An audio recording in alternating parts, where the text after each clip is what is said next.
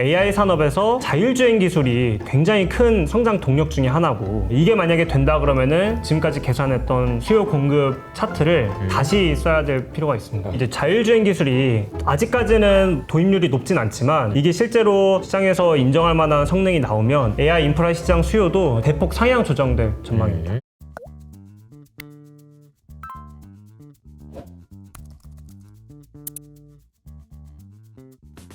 여기까지 우리가 빅테크 실적에서 우리가 얻어야 되는 인사이트들을 좀 점검해 봤다면, 지금부터는 세부적으로 AI 세부적으로 이제 어떻게 해야 되느냐 이런 얘기인데, 아마 이제 많은 분들이 관심을 가지셨겠지만 AI 데이터 센터 뭐 냉각 솔루션은 또 어떻게 할 거냐, 막 서비스는 어떻게 되는 거냐 등등 여러 가지 항목들이 있어요. 그냥 AI 그러면 엔비디아가 아니고 AI와 관련된 많은 산업들이 있는데, 그걸 한번 좀 체크를 해보도록 하겠습니다. 저희가 AI 인프라 하면은 주로 이제 엔비디아에 많이 주목을 하시는데, 그 온기가 다른 기업들, 다른 부품들로 퍼지고 있는 상황이기 때문에 투자하는 입장에서는 이 세부 산업에 굉장히 이제 면밀한 스터디를 할 필요가 있고요. 버티브라는 기업이 있는데, 이 기업 같은 경우에 이제 데이터 센터 냉각 솔루션 을 제공하는 기업입니다. 해당 기업은 지금 4월 25일 날 실적 발표를 했는데 굉장히 실적이 잘 나왔고, 지금 올해 연간 가이던스도 상향 조정을 했어요. 이게 왜 그런가 보시면은 AI 서버 같은 경우에는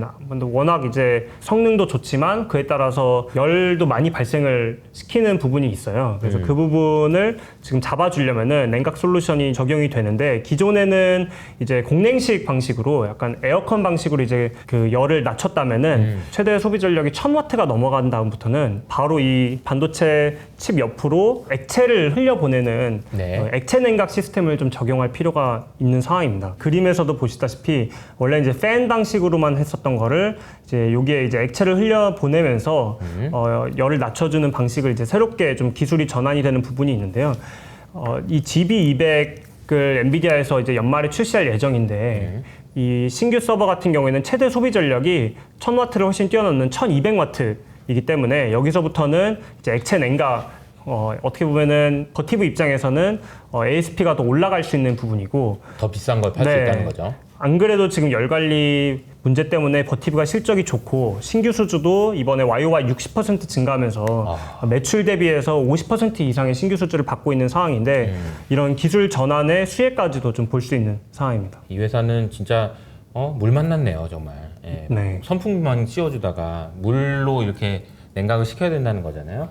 이건 더 비싼 거고, 더 비싼 걸 팔 수밖에 없는 그런 상황이 된다는 겁니다. 네. 그래서 이게 AI 인프라 투자가 확대된다는 얘기는 꼭 반도체뿐만 아니라 데이터 센터 열 관리 시스템 측면에서도 굉장히 큰 수혜가 있는 거고요. 다음으로 저희가 좀 지켜봐야 할 세부 산업은 네트워크 솔루션, 네트워크 장비 부문입니다. 여기서는 가장 선도 업체가 이제 아리스타 네트워크스라는 기업이고, 해당 기업도 지금 최근에 실적 발표를 했는데 실적이 굉장히 잘 나왔어요. 올해 연간 가이던스도 이제 상향 조정을 했었고, 아리스타 네트워크스의 클라우드 기업향 매출 비중이 이제 50% 이상이기 때문에 아까 설명드렸던 빅테크 기업들의 캐펙스가 상향 조정되면 직접적인 수혜가 좀 예상이 되는 기업이라고 볼 수 있습니다. AI 네트워크 시장을 좀 보면은 원래는 그 인피니밴드라는 기술이 AI 서버 간의 그 네트워크 장비에서는 거의 표준 기술로 인식이 되고, 시장도 대부분 90% 이상을 이 인피니밴드 기술이 좀 장악을 하고 있던 상황이었습니다. 그게 이제 왜 그러냐면, 이 파란색 삼각형이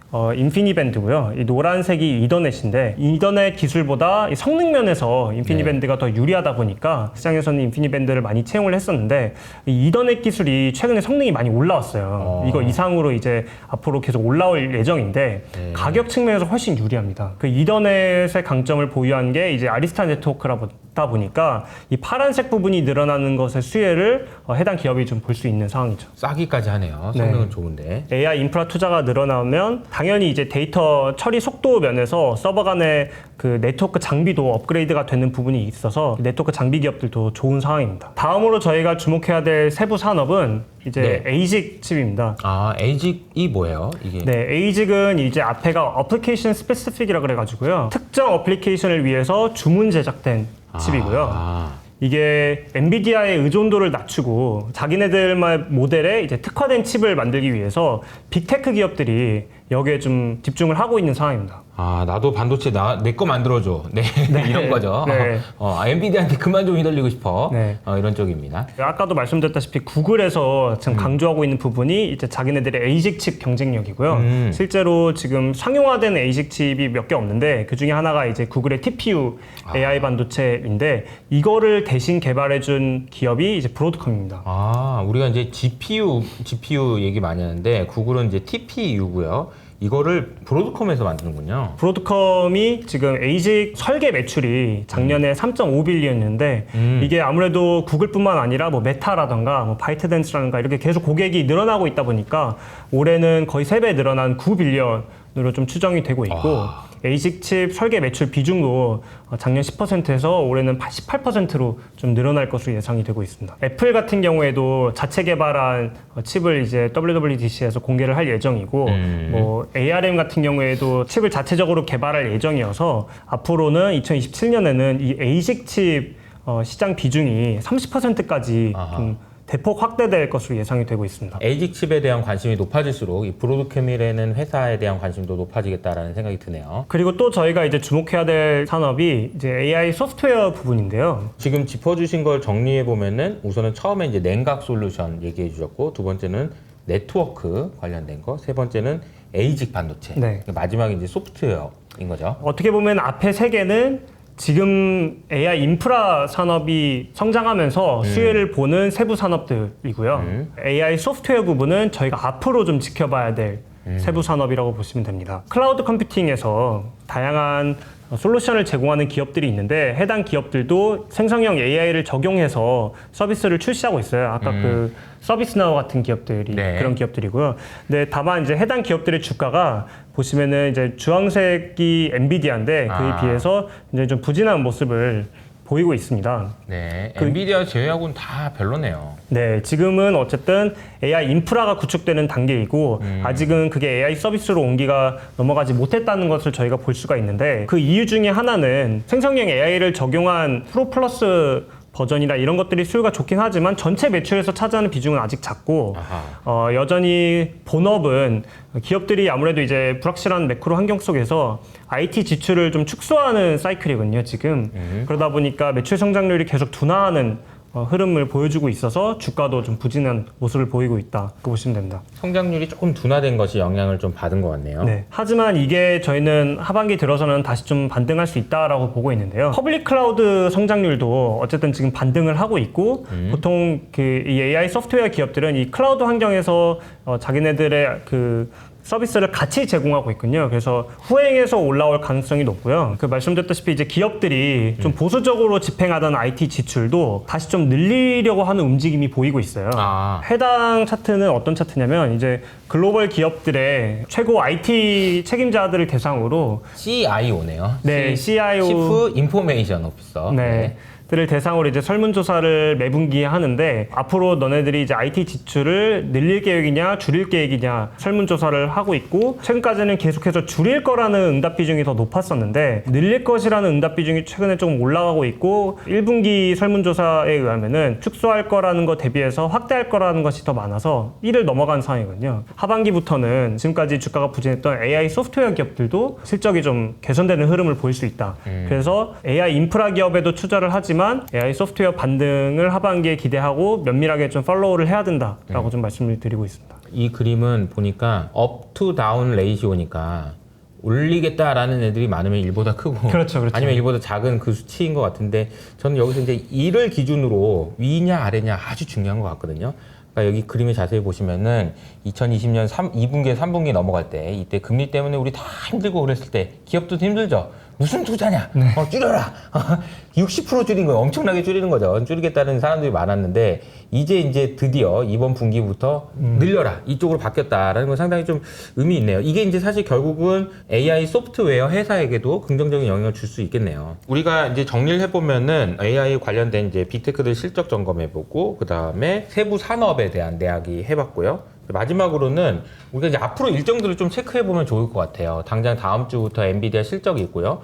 그리고 계속해서 AI와 관련된 이벤트들이 있는데 어떤 이벤트들이 있는지 그래서 그 이벤트를 보고 어떻게 우리가 대비를 하면 좋은지를 좀 점검해보면 좋을 것 같은데요. 우선은 제일 중요한 게 이제 엔비디아 실적 아니겠어요? 네, 이번 분기 실적은 저는 잘 나올 가능성이 높다고 보고 있습니다. 네. 일단 빅테크 기업들의 캐펙스가 다 시장 예상치를 상회를 했고 아까 잠깐 언급이 되었지만 결국 이 빅테크 기업들이 최종 수요자이잖아요. 이게 AI 반도체 수요자이기 때문에 그들이 투자 금액을 늘렸다는 것은 그만큼 엔비디아가 많이 팔았다는 얘기이기도 합니다. 나 엔비디아 칩 많아. 라는 것이 자랑거리가 될 정도. 네. 혹은 저는 그런 것도 봤어요. 나 엔비디아 칩이 있어. 그거를 담보로 대출 받는다는 등 이런 이야기들이 나오는 걸 보면은 아, 엔비디아가 진짜 영향력이 대단하구나라는 생각이 들긴 해요. 그리고 또 엔비디아 칩을 생산해주고 있는 TSMC 같은 경우에도 지금 월별 실적을 발표를 하는데 지난주 금요일 날 이제 4월 매출을 발표를 했는데 YOY 60%가 증가를 했고요. 이게 1에서 4분기 누적 기준으로 역대 최고 매출입니다. 그러니까 엔비디아 칩을 생산해주는 기업의 매출도 역대 최고치이기 때문에 엔비디아도 이번 분기 실적이 좋을 것으로 예상하고 있습니다. 그러니까 어쨌든 실적이 좋을 거라는 걸 알고 있는데 우리가 이제 주가 측면에서는 고민해봐야 되는 게 예상보다 좋냐 이런 거잖아요. 이제 좋을 건 알겠어요. 근데 이게 예상보다 좋냐 이런 데서 좀 리스크 같은 건 없을까요? 네, 리스크 요인으로 볼만한 것은 지금 이번에 GTC 행사에서 차세대 블랙웰 아키텍처를 공개를 했고 연말부터는 이제 B백이 출시가 될 텐데 그 사이에 약간의 공백기가 있다는 게 어떻게 보면 리스크 요인입니다. 아. 네. B백, B200, GB200 이게 다 블랙웰 아키텍처를 적용한 제품들인데 지난번에 이제 그 젠슨 왕이 가죽 잠바 입고 와가지고 이거 두 개 뭐 박혀 있는 뭔가 아무튼 이거 되게 좋은 거야라고 해서 소개했던 그게 매출이 나오는 게 4분기부터군요. 네, 4분기부터 2%, 3%, 4%로 전체 칩 생산에서 차지하는 비중이 10% 아래일 것 같아요. 내년에는 그러면은 지금 아직 이제 5월이니까 아직 좀 시간이 좀 걸립니다. 그래서 내년에는 이게 어떻게 보면 매출 비중이 늘어나면서 가격도 2배 더 비싸잖아요. 그러니까 실적 측면에서 큰 기여를 할 수 있는데 올해 2분기, 3분기에는 이게 아직 매출 기여를 하지 못하는 상황에서 고객들 입장에서도 조금만 기다리면은 B백 칩을 살 수 있는데 그걸 앞두고 H백이라든가 H백 수요를 좀 낮추는 어떤 대기 수요가 발생할 수 있는 측면이 있습니다. 그러니까 더 좋은 거 나올 때까지 기다린다. 네. 나중에 산다. 이런 얘기가 맞는지 아니면 됐어. 그게 아니고 나 이거라도 지금 급해 라는 게 맞는지 이거에 따라서 좀 가이던스도 달라지고 그럴 것 같아요. 근데 지금 이번에 젠슨왕이 가이던스를 준다면 어떤 내용이 있을까요? 그러면 공식 가이던스는 바로 다음 분기 숫자만 주기 때문에 어떻게 보면 숫자 자체는 좀 밋밋할 수도 있어요. 하지만 컨콜이나 Q&A에서 굉장히 공격적인 얘기를 저는 좀 제시할 것으로 예상을 하고 있는데요. 그 엔비디아의 장기 전망은 지금 더 좋아지고 있는 상황이라고 볼 수밖에 없습니다. 그동안 어쨌든 경쟁자라고 저희가 인식했던 AMD라든가 인텔이라든가 이런 기업들이 생각보다 성능 개선이 굉장히 더디게 이루어지고 있고 특히 AMD 같은 경우에는 이제 이번 실적 발표에서 올해 이제 AI 칩 매출 가이던스를 제공을 했는데 이게 시장 기대치에 크게 못 미치면서 주가가 빠졌어요. 그러니까 이게 AI라고 해서 다 좋은 게 아니에요. 그죠? 다들 아시다시피 이제 쿠다 소프트웨어 생태계 경쟁력은 점점 강화되고 있는 상황에서 전력도 부족하다 그러고 데이터 센터 짓고 싶은데 이거 공간도 부족한 상황에서 공간 대비 혹은 전력 소모량 대비해서도 엔비디아 성능 효율성이 지금 계속 부각이 되고 있는 상황이기 때문에 AI 반도체 내에서 엔비디아의 기술 리더십이 더 확고해진 측면이 있습니다. AMD 입장에서는 조금 덜 좋더라도 이거 한번 써보세요라고 얘기했다가 야 지금 전기도 부족해 나가 이런 식으로 운전 박대 당한 상황이라고 보시면 되겠습니다. 지금까지는 그 TSMC에서 제공하는 이 후궁정 패키징 캐파가 부족해서 엔비디아가 더 팔고 싶어도 못 팔았던 측면이 있었는데 네, 이게 이제 코워스라는 거죠. 네, 그 부분에 대해서도 TSMC가 최근에 이 캐파를 대폭 이제 확대를 시켜주면서 엔비디아 입장에서는 큰 이제 하나의 바틀넥이 좀 해소된 측면이 있습니다. 병목이 좀 풀려는 효과가 좀 있죠. 그래서 이번 실적에서 뭐 좀 조정이 있다면은 중장기적으로는 오히려 이게 투자 기회가 될 수 있지 않을까. 좋아지는 그림을 확인할 수 있다. 그러니까 좀 약간 리스크 요인이라고 하면 아까 신제품이 출시돼가지고 공식적으로 매출이 나오기 전에 상황에서는 조금 생각보다 별론데 라는 생각을 할 수도 있지만 Q&A나 이런 걸 하면서 좋아질 수 있겠다라는 생각이 좀 드네요. 그리고 저희가 또 주목해야 될 이벤트는 저도 이게 너무 기대가 됩니다. 6월 10일이죠. 네. 애플의 WWDC. 연례 최대 이제 개발자 회의고 매년 이제 좀 혁신적인 신제품을 좀 공개를 해왔기 때문에 이번에도 기대를 안 할 수가 없는데요. 특히 애플의 첫 AI가 적용된 아이폰 출시를 앞두고 이루어지는 행사이기 때문에 올해 하반기에 출시 예정인 아이폰 16에 탑재될 신규 온디바이스 AI 기능들 그리고 뭐 AI 서비스 전용 앱스토어 이런 것들이 좀 공개가 될 것으로 예상이 되고 있고요. 앱스토어인데 AI 서비스 전용이다. 그리고 지금 얘기가 많이 나오고 있는 게 오픈 AI와 협력을 해서 오픈 AI에 챗GPT 기능을 넣을 수도 있다라는 얘기가 나오고 있거든요. 그래서 과연 오픈 AI는 어디까지 좀 적용을 해서 나올지 그리고 애플도 자체적으로 개발하고 있는 AI 모델이 있어요. 그래서 네. 이거는 또 성능이 어떻게 나올지 이런 것들이 좀 주목을 받을 것으로 예상하고 있습니다. 저는 다른 건 모르겠고요. 그 아이폰이 좀 제 말을 좀 알아들었으면 좋겠어요. 시리가 너무 말을 못 알아들으니까 좀 말하면 좀 알아들어라. GPT 어떻게 갖다 쓰든지 어떻게 해가지고 그런 생각은 좀 있습니다. 그 시리가 네. 지금은 핸드폰 기능들, 그러니까 뭐 볼륨을 높여주거나 뭐 전화 통화를 하거나 문자 메시지를 보내주는 정도에 이제 그친다면은 네. 궁극적으로 애플이 이제 추구하는 방향은 그 안에 있는 다양한 앱들, 쇼핑 관련 앱들이라던가 애플에서 운영하고 있지 않은 제3자 어플리케이션들까지도 애플에서 이 시리를 통해서 컨트롤할 수 있는 그런 AI 에이전트를 좀 개발하는 게 목표거든요. 그거를 저희가 어디서 또 확인을 할 수가 있냐면은 지금 4월에 그 애플에서 공개한 논문이 있는데요. 한 30페이지 정도 되는 논문인데 거기서 이제 발췌한 자료인데 이게 작아서 잘 안 보이실 테지만 이게 지금 모바일 화면 인식에 특화된 AI 모델을 개발하고 있다는 것을 저희가 볼 수가 있고요. 이름은 Ferret UI라는 모델이고 이 모델이 모바일 화면에 있는 뭐 아이콘이라던가 글씨라든가 이런 것들을 인식하는 데 있어서 GPT-4보다 이 맨 오른쪽에 있는 진한 파란색보다 그 세 번째가 더 높게 지금 나오고 있잖아요. 뭐 위젯 인식이라던가 OCR이라던가 이런 부분에서 더 우수한 성능을 보여주고 있기 때문에 애플의 관심은 어쨌든 이 모바일 환경에 있다라는 걸 저희가 확인할 수 있는 거고요. 그리고 지금 그 온디바이스 AI가 현실적으로 성능이라든가 배터리 캐파가 부족하기 때문에 여기서 모든 AI 기능을 다 구현할 수는 없어요. 뭐 일부는 핸드폰에서 이루어지는 온디바이스 AI 기능이라고 한다면 일부는 클라우드 환경에서 이제 인터넷으로 가져와야 되는데 그러려면은 또 애플도 데이터 센터 투자가 더 필요하거든요. 지금까지는 엔비디아 고객 리스트 중에 애플이 지금 거의 없는 상황이거든요. 탑 고객 중에서는. 그래서 만약에 애플이 좀 본격적으로 AI를 적용을 한다고 하면은 AI 시장의 성장 곡선, 수요 곡선이 좀 더 가파라질 것으로 예상을 하고 있습니다. 애플이 결국 이제 빅테크 중에 빅테크 아니겠어요? 이제 제일 큰 손이기도 하죠. 그런데 아직 엔비디아 칩은 안 사가고 있었다. 근데 이제 과연 이제 언제 살 것이냐 이런 것도 관점이라는 얘기를 해주신 것 같고 왼쪽에 있는 이 논문은 좀 상당히 인상적이네요. 이제 애플이 뭘 개발하고 있는지를 좀 알 수 있는 앞서 말씀하신 대로 AI 에이전트라고 이야기해 주셨는데 이런 거 아닐까 싶어요. 그냥 상상을 해보면은 애플한테 야, 너 이거 뭐 좀 찾아봐. 이틀 있다가 점심 먹으러 가야 되는데 어디 거기 앱에 들어가든지 뭐든지 네 알아서 하고 나한테 제일 좋은 것 좀 추천해봐. 그러면 네 알겠습니다. 이렇게 해가지고 그런 AI를 상상해 볼 수 있지 않을까.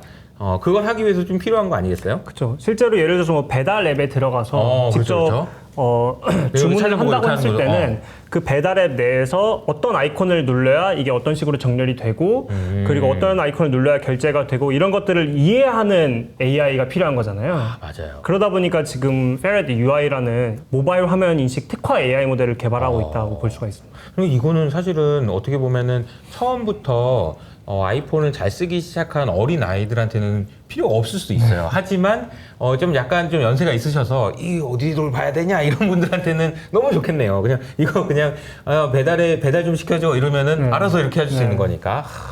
과연 이번에 WWDC에서 애플이 어떤 AI 모델을 가져와가지고 AI 서비스를 출시할지 이건 정말 중요한 올해 연말까지 봤을 때 굉장히 중요한 이벤트일 것 같아요. 6월 10일입니다. 네, 이 시장이 굉장히 중요한 이유가 결국에는 우리가 배달앱에 들어가던 트래픽을 뺏어오는 거기 때문에 애플이 이거를 성공을 하면 애플의 헤게모니가 훨씬 강화되고 그 안에 있는 그 다양한 앱들은 어떻게 보면 약간의 종속 관계가 될 수 있는 측면이 있는 거죠.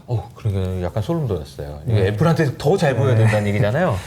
그런 미래를 보고 있기 때문에 네. 이렇게 공격적으로 좀 투자를 하고 있다라고 볼 수 있습니다. 알겠습니다. 마지막으로 주목해야 될 AI 이벤트는 8월 8일 날 테슬라의 로보택시 공개 행사인데요. 저희가 지금까지 생성형 AI에 대해서 많이 말씀을 드렸지만 사실 AI 산업에서 자율주행 기술이 또 굉장히 큰 성장 동력 중에 하나고 이게 만약에 된다 그러면은 지금까지 계산했던 수요 공급 차트를 다시 써야 될 필요가 있습니다. 너무 크죠. 지금 테슬라의 AI 학습 캐파는 H100 AI 칩 기준으로 35,000개 수준이라고 합니다. 이것도 네. 최근에 굉장히 가파르게 투자를 하면서 이게 이제 도조 자체 칩이랑 엔비디아 칩이 아마 섞여 있을 것으로 예상을 하고 있는데 이번 실적 발표에서 굉장히 충격적인 얘기를 했어요. 연말까지 이거를 2배 이상 85,000개까지로 확대를 하겠다. 이 가파른 곡선에서 네. 더 투자를 공격적으로 하겠다라고 얘기를 했기 때문에 사실 AI 인프라 시장 입장에서는 굉장히 큰 호재라고 볼 수 있죠. 작년 12월 달에 15,000개였는데 이제 이번에 발표할 때 35,000개, 연말까지 85,000개 이렇게 됩니다. 이게 근데 사실 이런 내용들은 이제 이미 실적 발표했기 때문에 알고는 있어요. 그런데 이제 그 숫자도 너무 놀라운 거죠. 말씀드렸다시피 이제 자율주행 기술이 아직까지는 도입률이 높진 않지만 테슬라에서 이를 갈고 지금 아무래도 전기차가 지금 안 팔리고 있다 보니까 맞아요. 여기서 지금 돌파구를 마련을 해야 되는 상황이고 맞아요. 그러다 보니까 이제 AI 투자도 공격적으로 하고 이게 실제로 시장에서 인정할 만한 성능이 나오면 AI 인프라 시장 수요도 이제 대폭 상향 조정될 전망입니다. 오늘 이제 양희창 매니저님께서 나와주셔서 설명하신 내용들은 들어보니까 이제 빅테크 실적 그리고 이제 AI 세부 항목들 그리고 앞으로 향후 일정까지 좀 잘 정리해 주셔서 AI 투자하시는 분들한테 큰 도움이 되셨을 것 같아요. 그런데 잘 생각해 보면 AI 이렇게 얘기하면 과거에 이제 닷컴 버블이랑도 비교해 보고 이거 너무 과열 아닌가 늘 이게 조심조심 베이비 스텝으로 이렇게 가고 있다라는 생각도 좀 들고 하는데요. 과거에 비하면은 지금 AI가 여러 가지 측면에서 특히는 이제 생산성 측면에서 어떤 의미가 있을까요? 거의 20년 전이랑 지금이랑 네. 업무 환경이 크게 바뀐 게 없어요.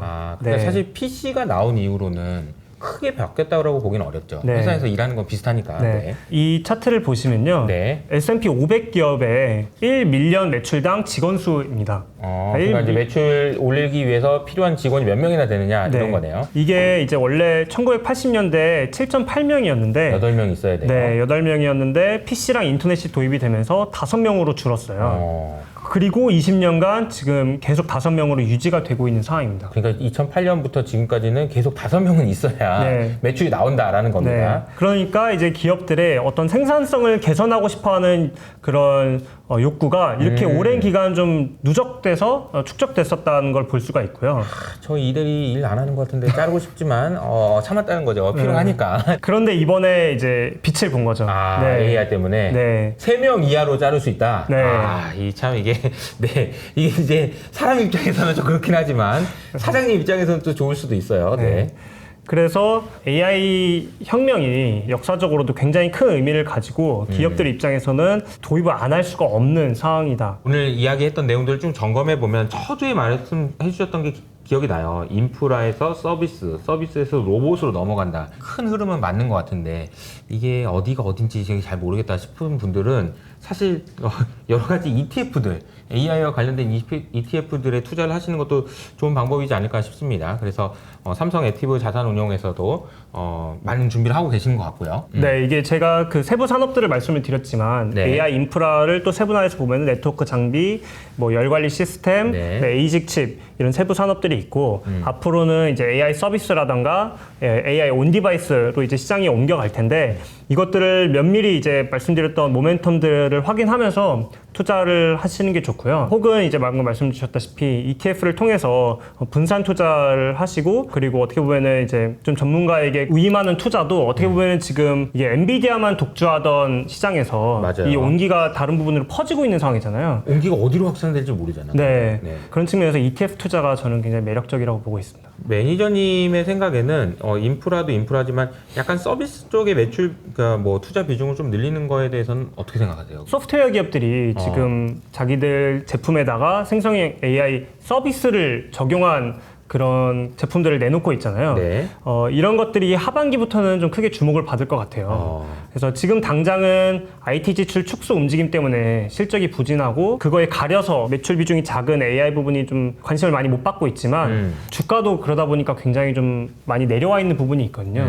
그래서 하반기를 보고서는 오히려 여기서 기회가 있을 수 있다. 하반기에는 내년을 봐야 되잖아. 네. 이게 내년엔 또 무슨 일이 있을까를 좀 생각을 해보면 내년에도 엔비디아가 이렇게 많이 오를까? 오를 수도 있죠. 그러나 이게 너무 딱딱한 것, 하드웨어 쪽에서 말랑말랑한 거, 소프트웨어 쪽으로 이동할 수도 있겠다라는 생각까지 해볼 수 있는 것 같습니다. 오늘 그 AI 투자하시는 분들에게 전반적으로 큰 틀에서 너무 좋은 아이디어를 많이 주셔서 감사드리고요. 지금까지 삼성 액티브 자산운용의 양희창 매니저님과 함께 했습니다. 저희는 다음 시간에 또 인사드리도록 하겠습니다. 감사합니다. 감사합니다.